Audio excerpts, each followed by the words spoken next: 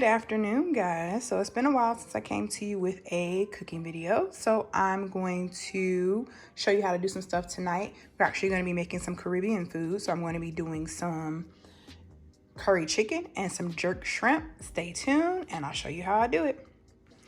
Okay, so these are pretty much all of my ingredients for the proteins that we're going to be cooking tonight. So I got some little drumettes. This is about a pound of little drumettes. And also about a pound of jumbo shrimp. And then the seasoning is really easy for this. So for the curry chicken, I'm going to be using Blue Mountain Country Jamaican curry powder. I'm going to be using adobo and some allspice. For the jerk shrimp, I'm going to use Grace jerk seasoning. And I'm also going to use some allspice and some adobo on that. And then I have some vegetables here that I've already cut up, which is part of the seasonings as well. And then I have, of course, epis, which I always have in my refrigerator. And if you don't know what epis is, just go back in some of my videos. You'll be able to see how I make the epis, how you can store it, what it does, what you can put it on, which is pretty much anything. But that's just basically a spice seasoning mix that is Haitian based. So I'm going to show you how I put all of this stuff together to marinate. So it needs to marinate for at least an hour. I'm going to do mine for a couple of hours. Overnight is best. And we're just going to do it in 2 plastic bags. So I'm going to show you exactly how we do that. And then we'll cook it a little bit later. Okay, so let's talk about our vegetables really quickly here. So what I have here is a half a red onion. I have a half of one because it was really big. So if you have really big onion, use about half. If you want to do 2 pounds of meat, if you have a little one, then just use the whole little one. I have 2 carrots that are cut up in pretty small slices. And then I have a half a yellow pepper, about the same size as the carrot, half a red pepper, same thing.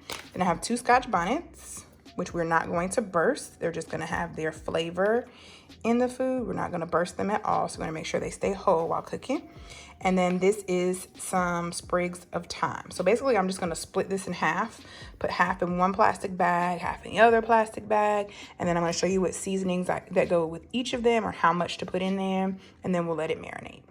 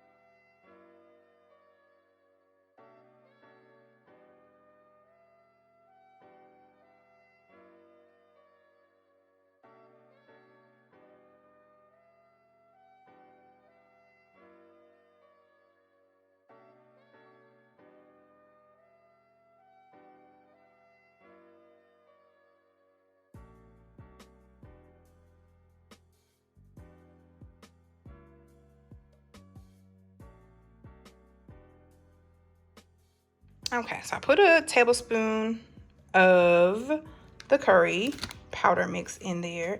I'm also going to do like a teaspoon of allspice, a half a teaspoon, let's say that, because it's not a lot of chicken. Half a teaspoon of allspice. And we're going to do a teaspoon of adobo. So I'm going to go ahead and put that in there and I'll be right back. Okay, so we're back. So I have everything mixed up in here. All of the seasoning that you saw me put in there are mixed up in here. Now I did take the Scotch bonnet pepper out because I did not want to burst it, and me moving around and pushing and stuff definitely would have burst it, so we don't want that to happen. I am going to put it back in there because we want kind of that overall flavor but not the heat from it. So I'm going to put it back in there to let it marinate, and this is going to go in the refrigerator for, right now it's almost 2:30. I'll probably cook at about 6. So let's say about 3 hours. I'm going to take it out about 30 minutes ahead of time so it's not so cold out of the refrigerator. So this is going to marinate for about 3 hours and then we will get it cooking. And I'm going to show you how to do the jerk shrimp next. Okay, so jerk shrimp. This is about a pound of jumbo shrimp. So these are pretty large. Excuse my ashy hands. I've been cleaning and washing and doing some stuff today. But these are pretty large. So we're going to put them in a bag, just like the chicken, with the same ingredients. This time I'm going to go ahead and get that Scotch bonnet out so it does not burst. Oh, that one is already burst. Look at that. Set myself up for failure. I'm gonna get it up another one.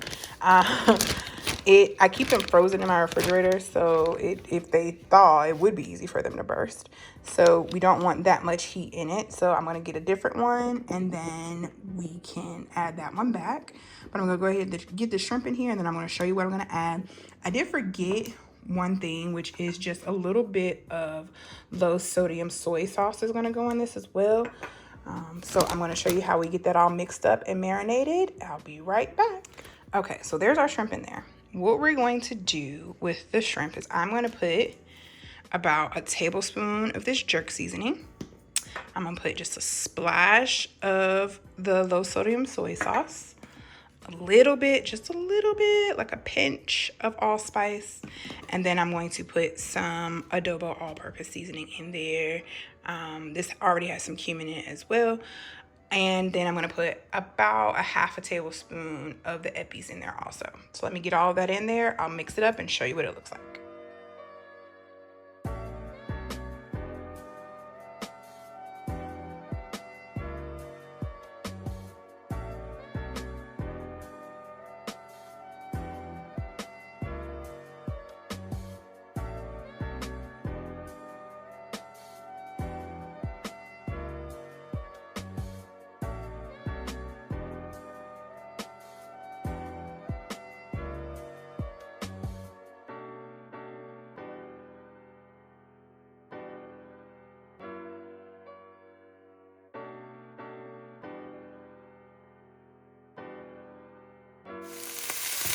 Now on top of this cabbage, I'm going to sprinkle, it's just carrots and peas medley, just a little bit on top of that. And we're going to let it start to fry, and then once it cooks down just a little bit, we're going to season it and cap it and let it finish kind of steaming on a lower heat.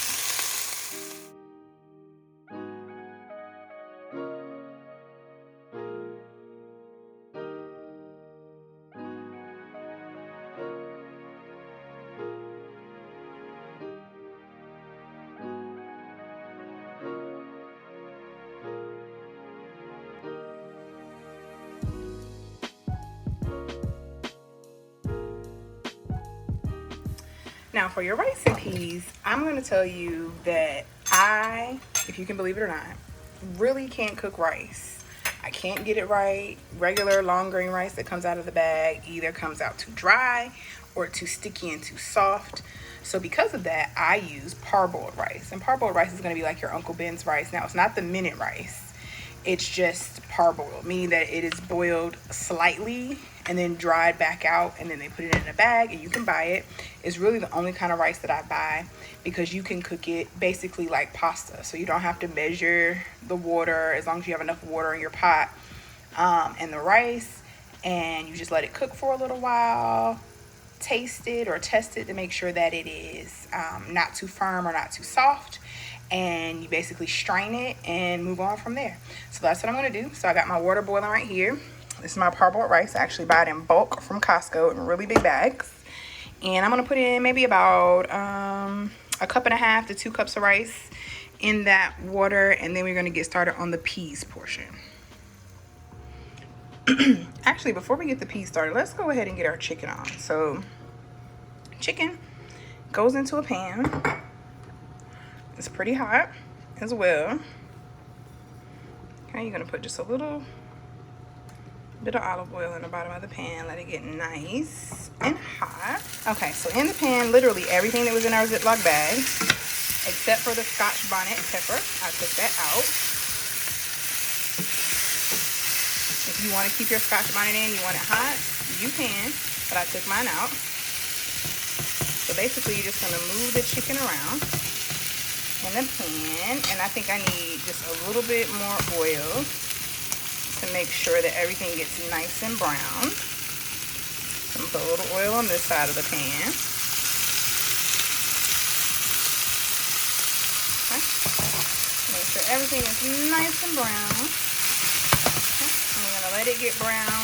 We're not really trying to cook it through right now because it's gonna stew for a little bit, but we are trying to get some color on the outside. There's our rice bubbling away. I'm actually going to go ahead and cut my rice down because I don't want it to overcook. And then we can start on the peas. Now, I do my rice and peas separately and then I put them together. It's just the easier way for me to do it to make sure that I don't get mushy rice and peas. So there's my rice. It is not done yet. I can tell that the kernel's pretty hard, but I'm gonna check it anyway. Yep, not quite done, about halfway. So by the time I get finished with these peas, it should be done, but I'm gonna go ahead and turn it down. I'll let my chicken go ahead and continue to cook right here. And then we're gonna get our peas started in this pan right here. So I'm actually gonna start my peas off with a little bit of eppies. So I'm going to put about a tablespoon of eppies in here, a little bit of oil, and start kind of warming and frying them in the eppies. And then we're gonna get them all mixed up with the rice with a little bit of coconut cream. I'll be right back. Here's the quick shortcut that I was telling you guys about. So when making peas and rice, the peas portion of peas and rice, or rice and peas, is basically red beans, which I have right here. Right? Sometimes people use pigeon peas, but I just use red beans. Now, I do not use dry beans. I use beans from a can. And so all you have to do is open up like a Goya. Red beans, no additional flavoring, just regular large red kidney beans. You can use the small beans if you like those as well. And you rinse them a couple of times. I do mine about 3 times. I just literally take them from the pan, rinse them, and then so I'm flipping my curry chicken right now as to not burn it. As you can see, you got some good color. You don't want too much more color than that. So I wasn't paying too good of attention. But I'm flipping it just to get it brown on all sides, making sure to not burn it. And so that's what I'm doing now. Turn that down just a little bit and let that kind of continue to fry a bit before I put liquids in there so it can stew. Because brown food tastes good, so you definitely want some brown in there. And I have some brown, as you guys can see. So you're gonna leave that for a little bit longer. And go back to your peas. So my peas are on medium. Like I was saying, I do rinse them about 3 times out of the can. So I just pour them out of the can into a strainer, rinse them, fill a bowl up with water, strain them out, rinse them about 3 times just to make sure to get all the excess stuff off of them that's in a can. But once you do that, they're good to go. I did put about a tablespoon of eppies in this pan. I'm just gonna kind of let those beans fry a little bit in the eppies. I'm gonna turn them down on low because they just need to get a little warm throughout. But you want to make sure that they're, you know, pretty much cooked. They're cooked in the pan, but in the can, but you pretty much want to make sure that they're cooked and not hard or anything. So that's what they're doing right now. So I'm gonna leave those there for a little bit and we'll be right back. Now, my curry chicken has gotten some color, has taken on some color. I just want to get that smoky flavor in it, so we're not trying to cook it again. I'm going to then pour, okay, about, I hope you guys can hear me. Okay, yeah, I'm going to pour about 3 to 4 cups of chicken broth into the pan with the chicken and the vegetable. You still see your thyme sprig in there. We're going to eventually take that out. Okay. But we want to let this go ahead and cook down a little bit in the chicken broth. And then we're going to add some coconut milk. So I'm going to let that chicken broth cook with that for about, let's say about 30 minutes actually. You're just going to let that simmer and get really tender on the bone, and it's going to kind of make its own little sauce. And then we're going to hit that sauce with some coconut milk. Stay tuned. Looking good already.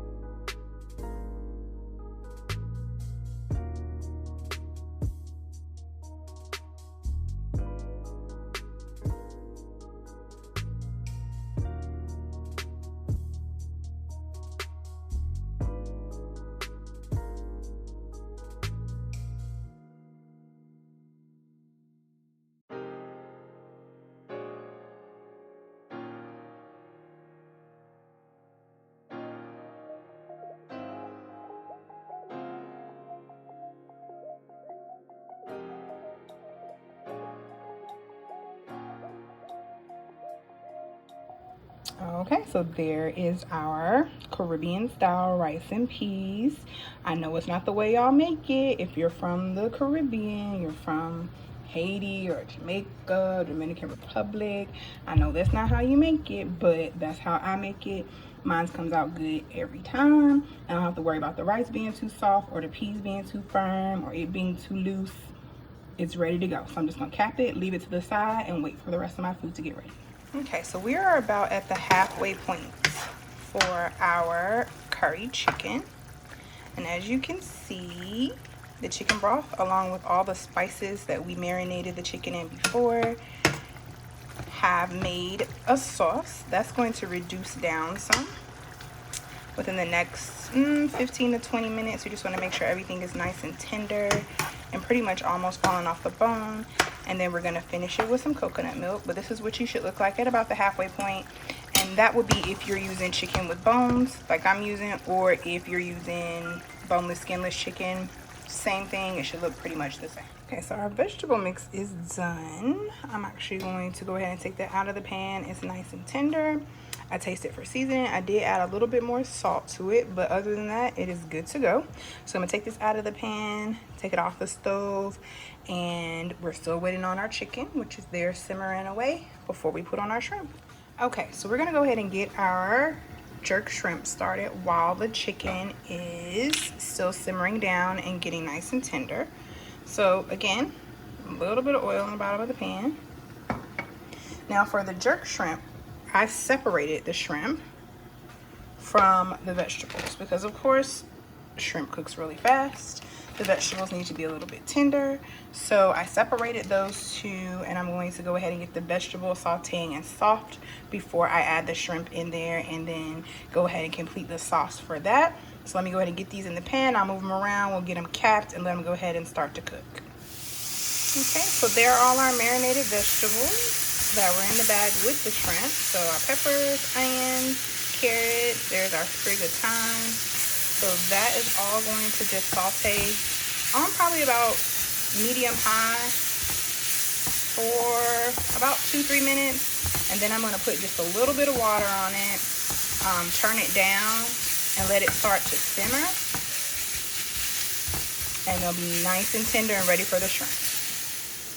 So there is our vegetables here, and I'm going to turn them down on medium and let the water make them nice and tender so that we can go ahead and put the shrimp in. It's actually going to make a sauce with all of the seasonings that we had on there.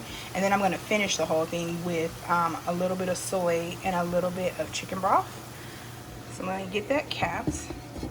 So while we're letting that simmer and get nice and soft, let's talk about the use of water. So some people might be looking at my videos and it's like, well, why is she putting water in with her vegetables? And I did put a little bit in with my curry chicken to help cook. And yes, I do use water sometimes instead of broth to help things cook down. And that is the purpose, to help things cook down. So as long as you're not leaving the water in the food, it will not affect the taste or the flavor. But if you're using it to cook something down and you reduce the water, all of those seasonings and things that you've put in and you've marinated will still be there at the end. You're just using the water as the vessel for the cooking to help, you know, speed along the cooking, or to help in cooking something and making it nice and tender or very soft. So don't worry about the use of water. As long as you're cooking that water out and it's evaporated down and you end up with a thick sauce when you come to the end, or a thicker sauce, then you're good to go. All right guys, so here is our vegetables. They have reduced down and kind of made a thicker sauce that goes along with them for the shrimp. So we are going to thin that sauce out and make it more brown like you normally see a jerk sauce. So let's see what we're going to put in there. So what we're going to do is we're going to put a drop, and when I say a drop, I mean a drop of browning in here. And we're going to put some chicken broth in there and let it go ahead and simmer for a little bit longer, but I'm going to turn the heat down. And then right when we're ready for that to be done, we're gonna saute our shrimp in a separate pan on this aisle right here, and then we're gonna combine it together. That ensures that your shrimp do not get overcooked and rubbery, and your vegetables are nice and soft. Okay, so there's literally our drop of browning. As you can see, it goes a long way.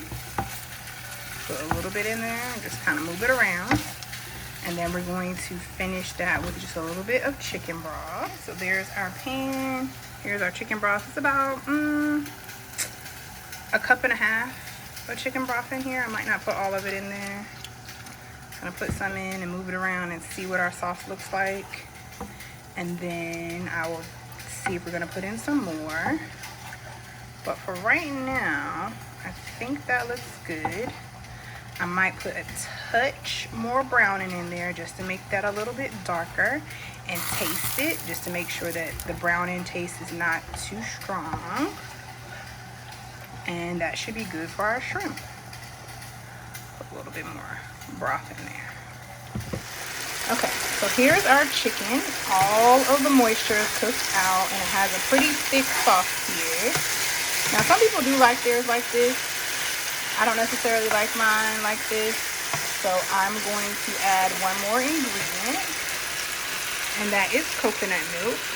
I have a whole can, but I'm gonna put in a half a can of coconut milk. That's gonna give you that nice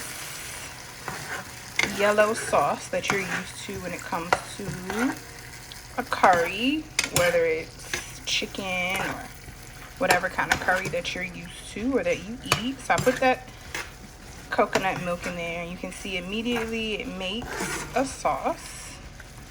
And I think I'm gonna put a little bit more, and then we're gonna let this cook down for about 10 minutes, and then that is done, and we can get started on our shrimp, which is only gonna take about 10 minutes or so. I'm gonna get some plantains fried for the side, and I'm gonna make a plate and show you guys how it finishes off. I'll be back.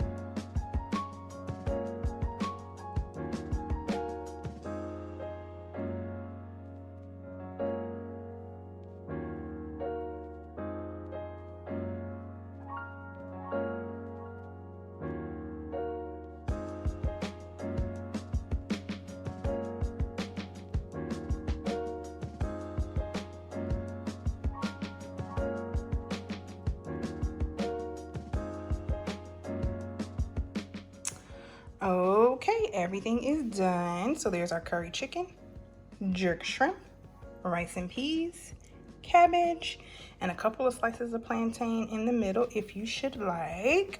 I like them a lot, so I'm gonna have a lot on my plate. Of course, this big plate is my husband's plate and not mine, but it looks delicious. I hope you guys enjoyed and you learned something. If you have any questions, leave me comments below and I will answer them for you. I will put all of the stuff that I used in the description box below in case you need to find it, or if you need to go to your local store to buy anything. I'll see if I can find Amazon links too. But thank you for watching. Like, share, subscribe, share with a friend, and I'll see you guys next time. Bye. Hey guys, thanks for watching. Always like, share, subscribe, share with a friend, and I'll see you later. Bye.